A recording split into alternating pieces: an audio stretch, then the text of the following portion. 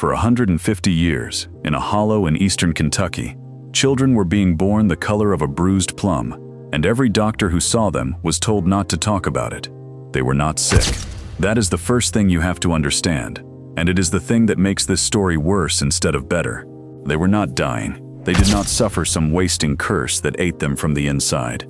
They grew up, they married, they dug coal and raised corn, and buried their dead, and lived to see their grandchildren, and some of them lived longer than the doctors who came to study them. They were simply blue, not pale, not tinged, not the faint gray blue you might see on a man in the cold. These people were the deep, saturated blue of a storm cloud, with the light going out of it, indigo across the lips, violet under the fingernails, a blue so complete that when a nurse in 1975 held one of them up in a hospital nursery, still slick and screaming from birth, she thought for one long and terrible moment that the baby was already dead. He was not dead. He was a fugate, and his family had been carrying a secret in their blood for 150 years, up a creek so remote and so unforgiving that the people who named it called it the only thing it could reasonably be called. They called it Troublesome. This is the story of the blue people of Troublesome Creek. It is the story of a French orphan, a red-haired woman, and a single hidden thread woven so deep into a bloodline that it took 6 generations and a doctor with a syringe to finally pull it loose. It is a story that is 100% real. Every name is in the census. Every birth is in the record. Every blue child was seen and touched and photographed and remembered. And it begins, as so many of these stories do, in a place that God seems to have forgotten on purpose. Just before we continue, please tell me in the comments where you're watching from today. Also, I'm happy to let you know that we are now on Spotify. Click the link in the description or on the channel profile to enjoy our stories on Spotify. And if you fancy a free book of dark history, I have something for you in the comments. Now, let me take you first to the year 1975, because that is where the ending hides. A hospital in Hazard, Kentucky. The delivery room is loud in the way delivery rooms are, full of that particular chaos of a body doing the oldest and most violent work there is. A young woman is giving birth to her first child. Her name does not matter yet. What matters is the boy who arrives. He comes out blue. Now newborns are often a little blue at first. Any nurse knows this. The moment before that first breath fills the lungs, before the blood learns its new route through the body, an infant can look dusky, purplish, alarming to anyone who has never seen it. And then the baby cries, and the color floods in, and within seconds you are looking at a healthy pink child. That is not what happens here. The boy cries. His lungs fill. His chest rises and falls, strong and certain, and the monitors show a heart doing exactly what a heart should do. By every measure the nurses can find, this child is perfectly, robustly alive, and he stays blue, not dusky, not fading, a deep, even, permanent blue, from his scalp to the soles of his tiny feet, and it does not lift, and it does not lighten, and the longer they look at it, the more the room begins to tighten with the specific fear of people who are very good at their jobs, watching their training fail them in real time. They check his oxygen. His oxygen is fine. They check his heart again. His heart is fine. There is, by every instrument in that building, nothing wrong with this baby except that he is the wrong color and refuses to become the right one. They talk about a blood transfusion. They talk about airlifting him to a larger hospital, to specialists, to somebody, anybody, who has seen this before. A child this blue should be a child in crisis. A child this blue should be fighting for his life. And this one is lying there pink-lipped in his lungs and blue everywhere else, gripping a nurse's finger with a grip that has nothing wrong with it at all. And then the boy's grandmother speaks up. She is an older woman, mountain-bred, unhurried in the way of people who have watched a great deal of panic in their lives amount to nothing. She looks at the doctors running their tests and their calls and their transfusion talk, and she says something that stops the room. She says, "It runs in the family." She says, "There have been blue people in our family for a long, long time." She says, and you can almost hear the weariness of 100 years in it, that this is nothing new. She says the name of the creek. The doctors have no idea what she is talking about. Why would they? They are young men and women of medicine in the 1970s, trained in cities, fluent in the language of pathology. They have never heard of a family that comes out blue and lives. To them, this is an emergency. To her, it is a Tuesday. But there was a man, some 15 years before that night, who would have understood exactly what she meant. A man who had already made this drive, up into these same mountains, chasing this same blue. A man who by 1975 had solved the mystery that this grandmother had lived inside her whole life without ever needing it solved. To understand that boy in the nursery, and to understand why his grandmother spoke of the blue so plainly, we have to leave 1975 behind. We have to go back, not 15 years, 150, all the way back to the orphan who started it, and to the creek that made it possible. Around the year 1820, a young man came into the hills of eastern Kentucky and stopped at a place called Troublesome Creek. His name was Martin Fugate.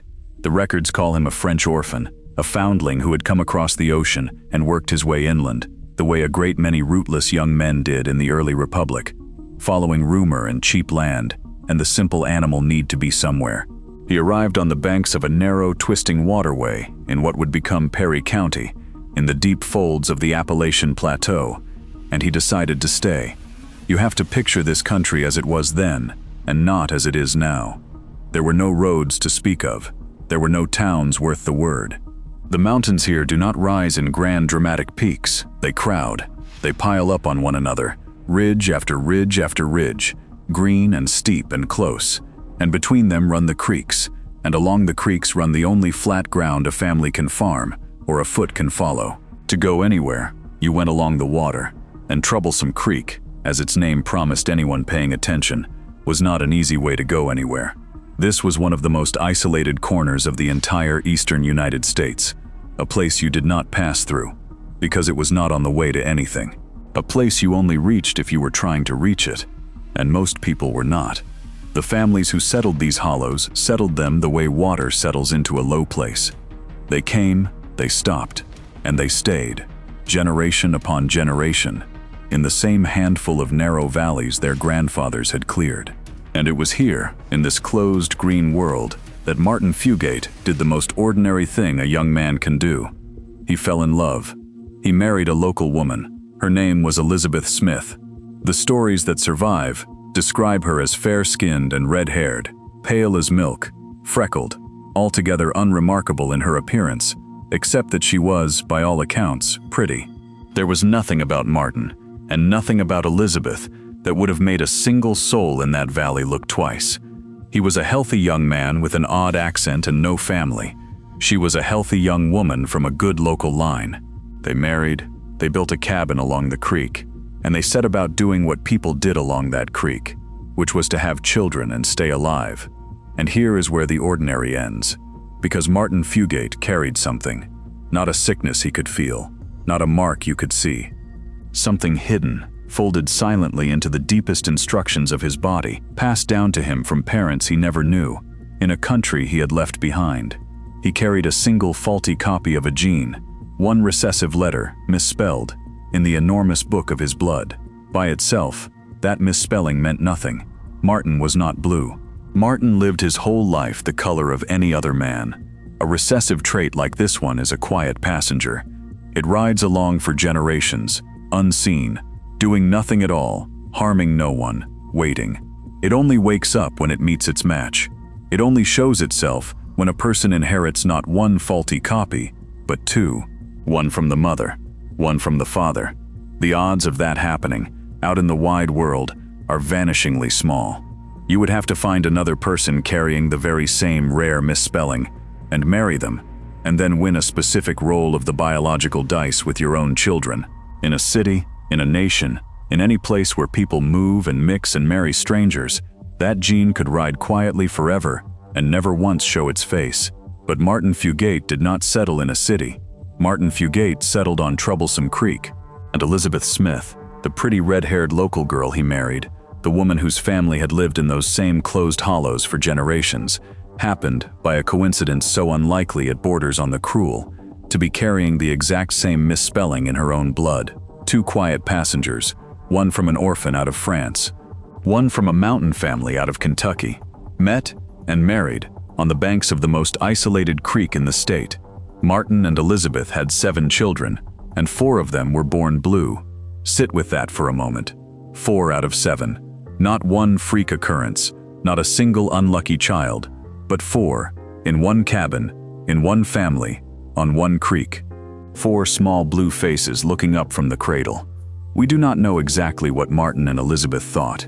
There were no doctors to ask, no words for what they were seeing, no explanation available to a farming family in 1820s Kentucky, except the ones they could invent for themselves. Some families in situations like this reached for God. Some reached for the devil. Some simply reached for silence and decided that whatever this was, it was best kept inside the walls of the home. What we do know is this: those 4 blue children did not die. They grew. They were healthy. They ran and worked and played like any other children in the valley, and apart from the shocking, impossible color of their skin, there was nothing wrong with them at all. And when they grew up, they married. This is the part of the story where the mountains do the rest of the work, because a single blue family, on its own, would have been a curiosity. A footnote: 4 odd children who might have married outward, scattered across the country, married strangers who carried no such gene, and watched the blue fade out of their descendants in a generation or two until it vanished entirely. But there was nowhere outward to go. Troublesome Creek was a world unto itself, and the families who lived along it married the families who lived along it, because those were the only families there were. The Fugates married the Smiths married the Richies married the Combses married the Stacys.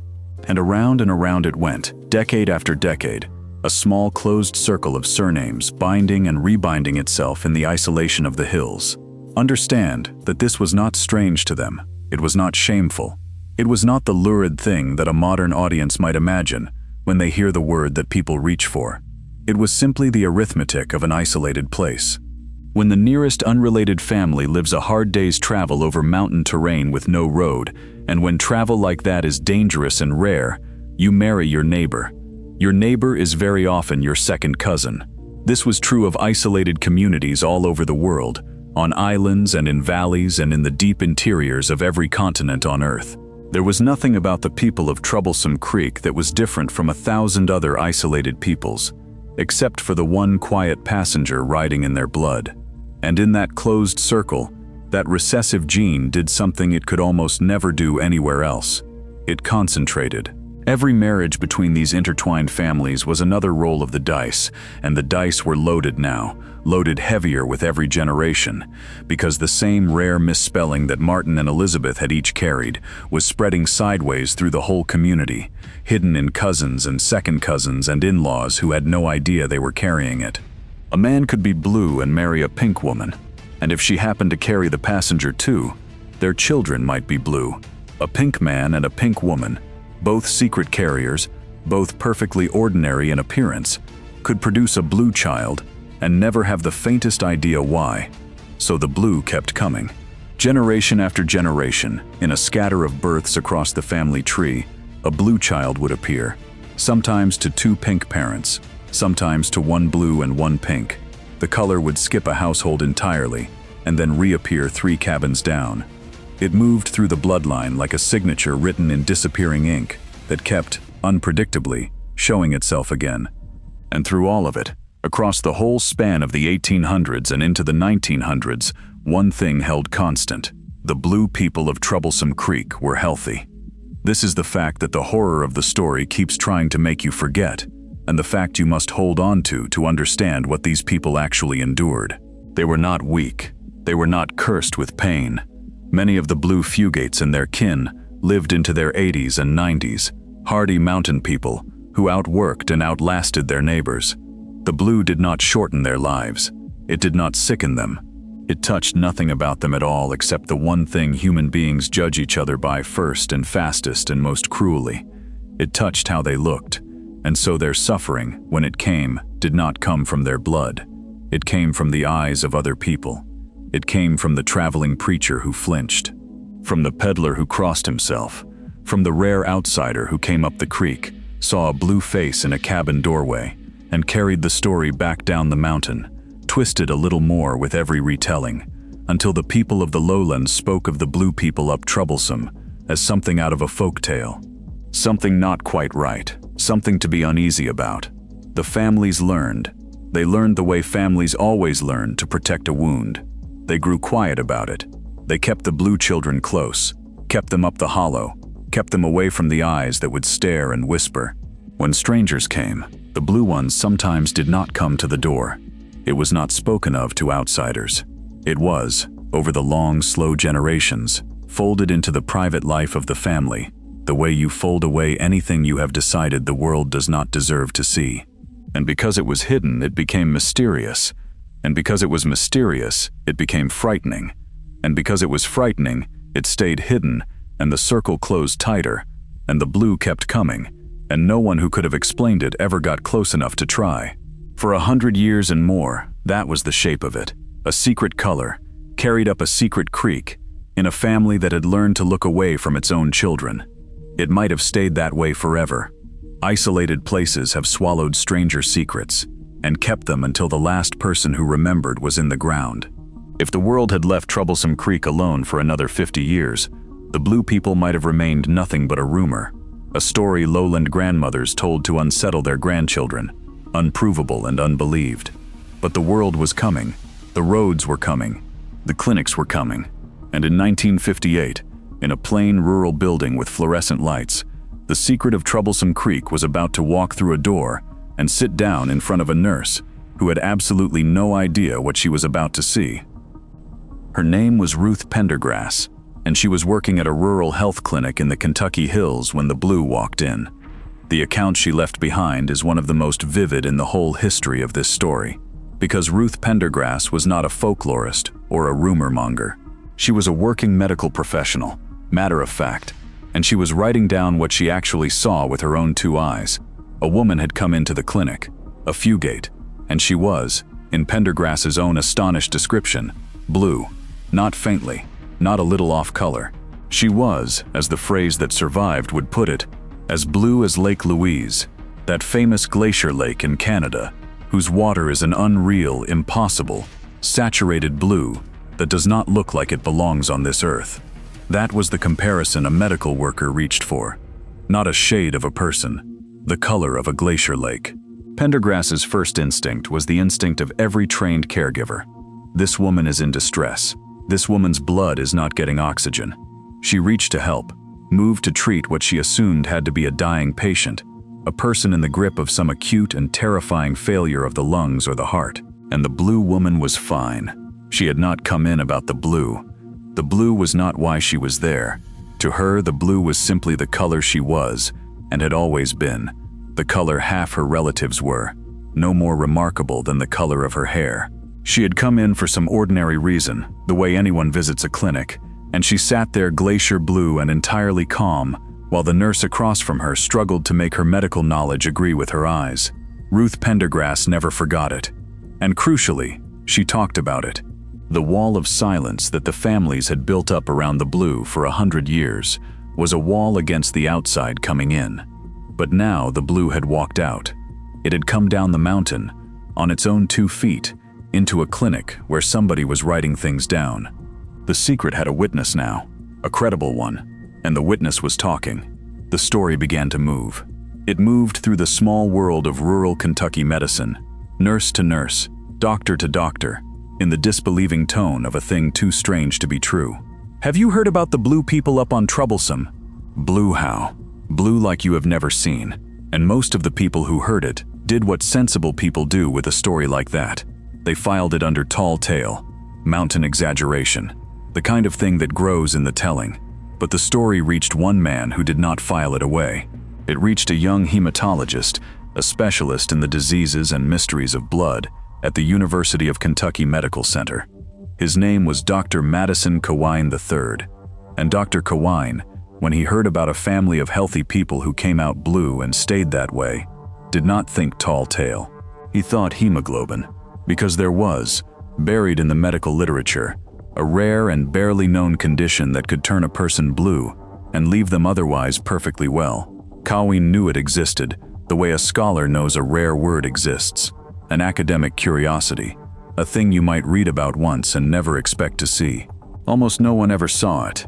To have a whole family of it, 6 generations of it, walking around in one isolated Kentucky county, would be like being told there was a herd of unicorns grazing up a hollow somewhere. Impossible. Absurd.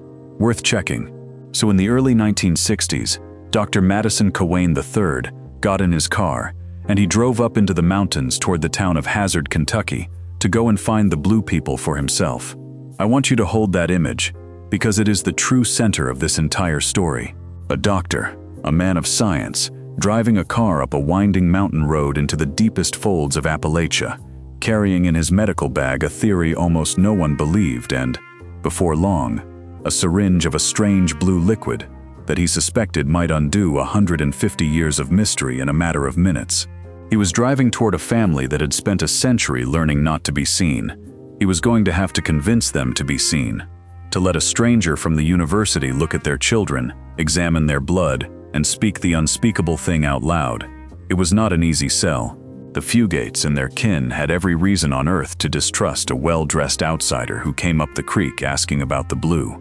Outsiders had never brought them anything but stares and whispers, and the sting of being looked at like something in a jar.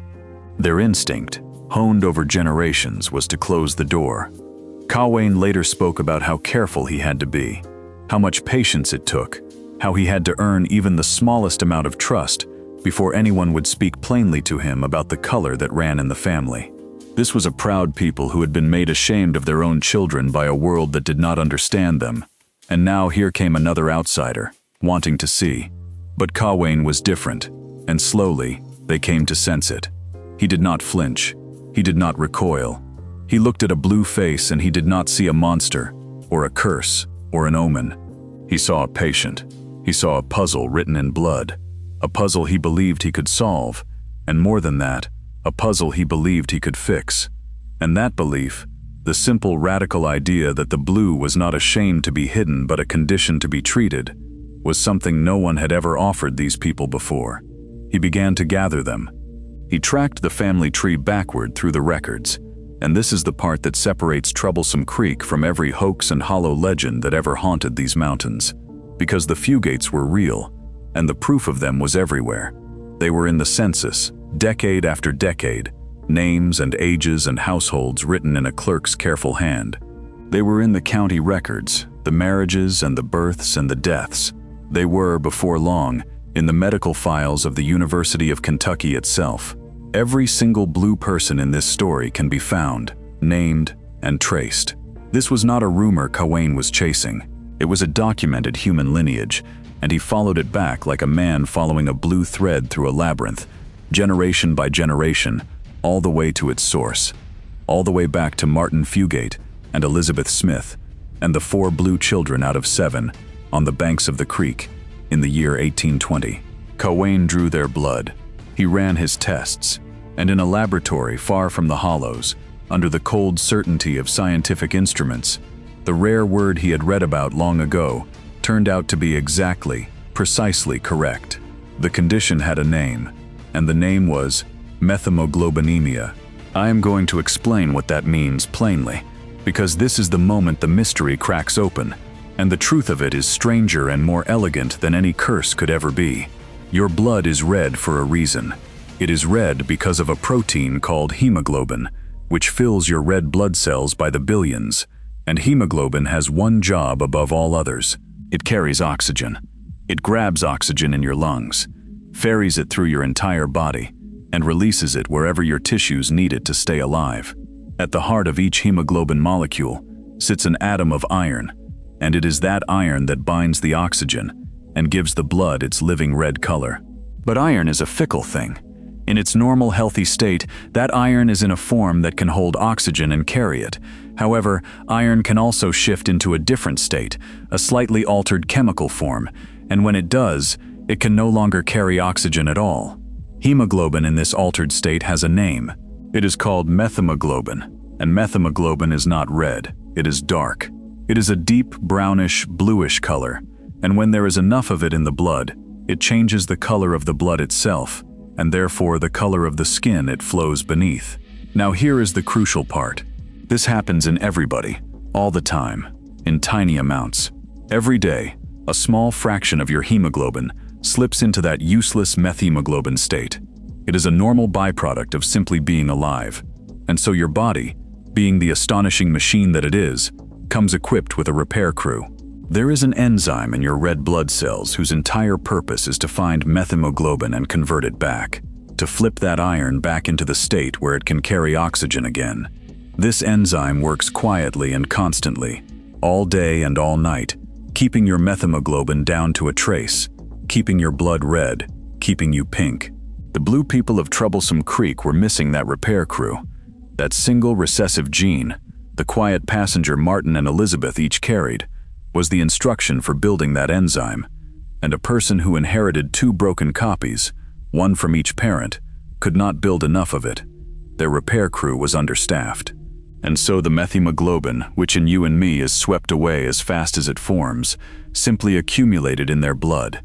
It built up, and stained their blood dark, and turned their skin the deep and permanent blue that had haunted the hollow for 6 generations. That is the whole secret. That is the entire curse of Troublesome Creek.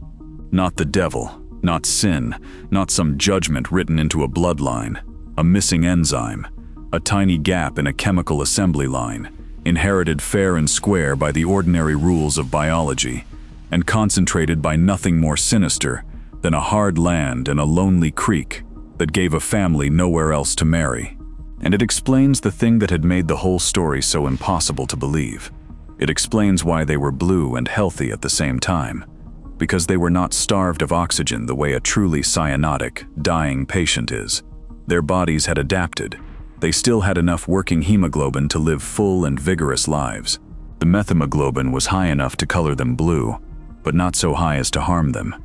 They lived in a strange middle country that almost no one else on Earth ever occupies, blue as a bruise on the outside, and perfectly, stubbornly alive on the inside.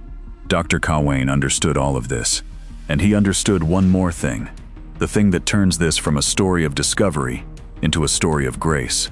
He knew how to fix it, because the problem was simply that the body could not convert methemoglobin back to normal hemoglobin fast enough on its own.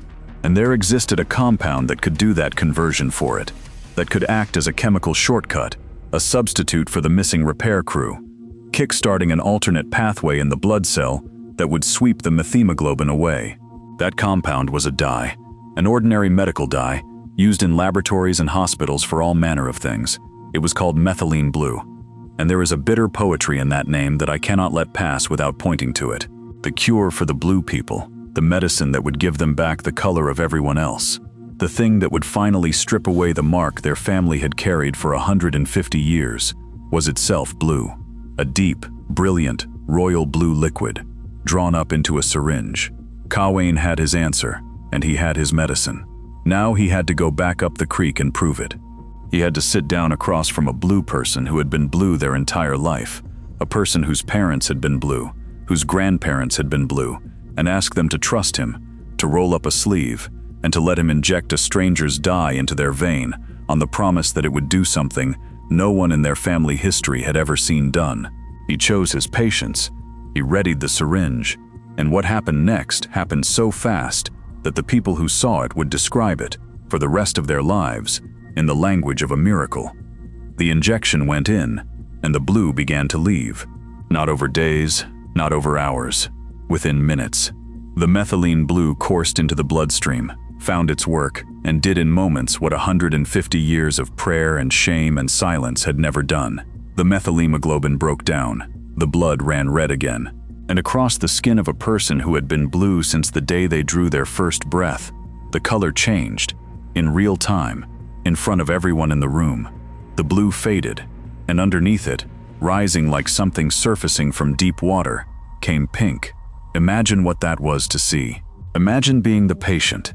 You have lived your whole life a color that made strangers flinch and children point.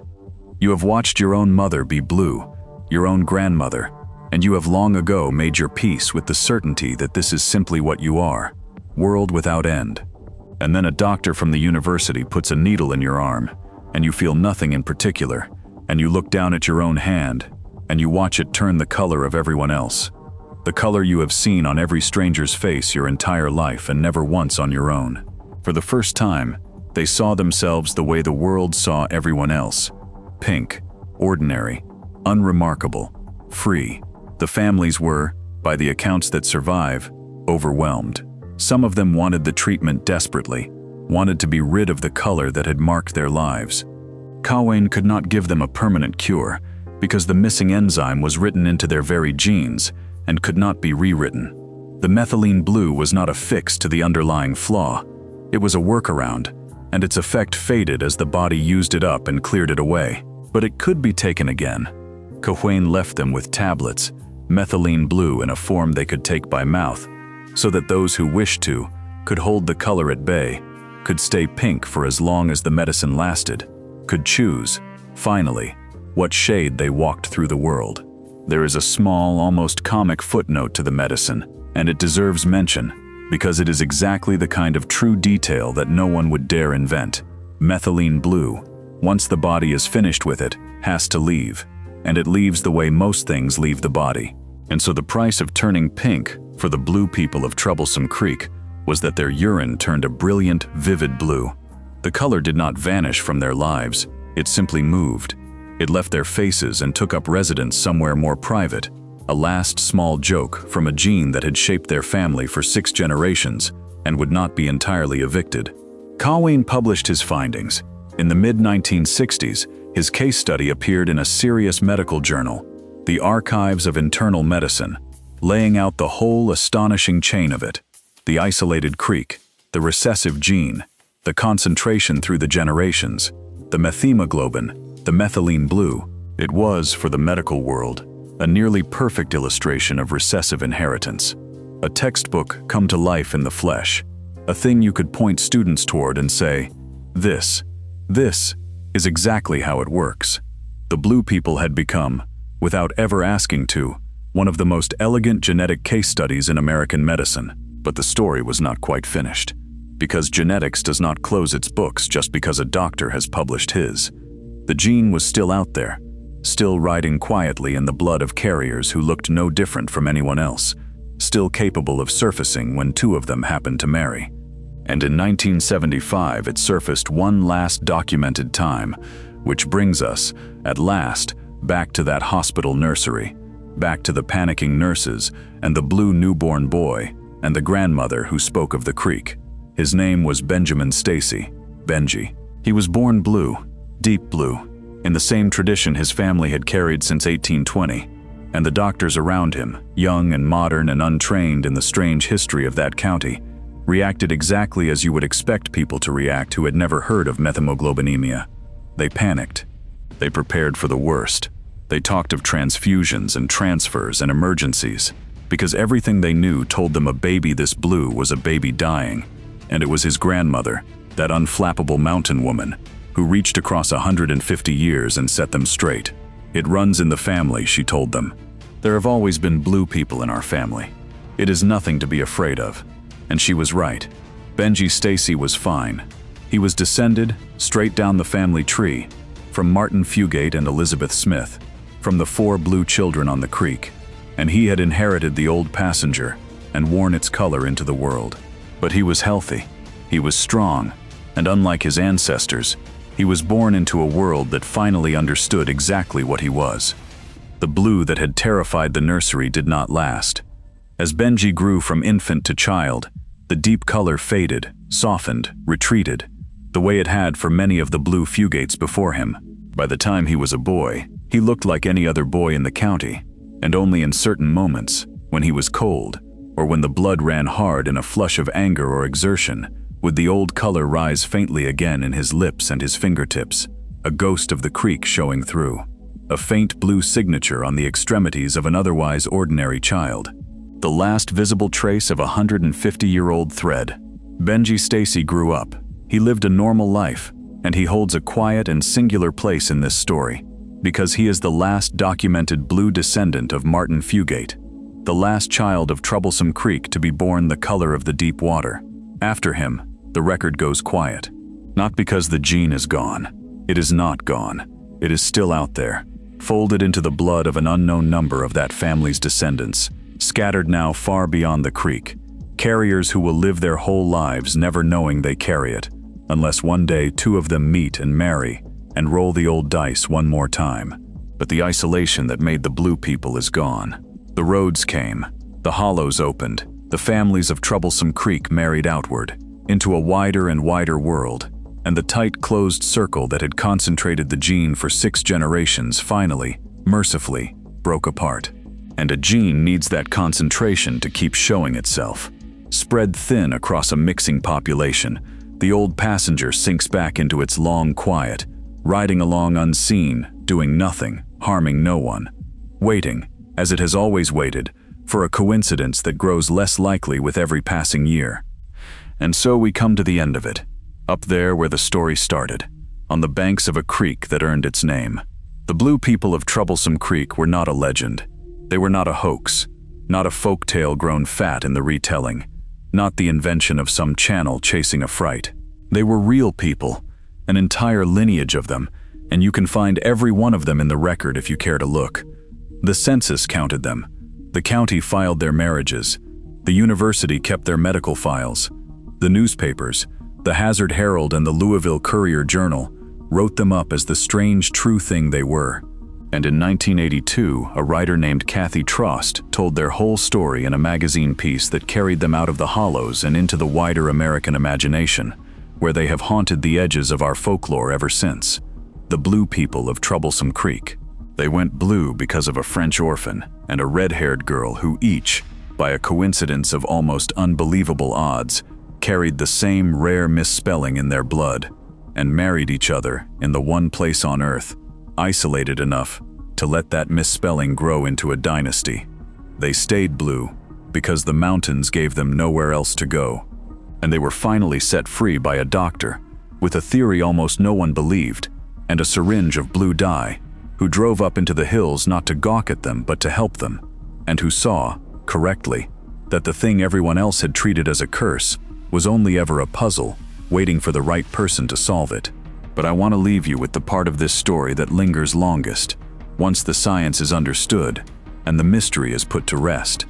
Because the true darkness of Troublesome Creek was never in the blood.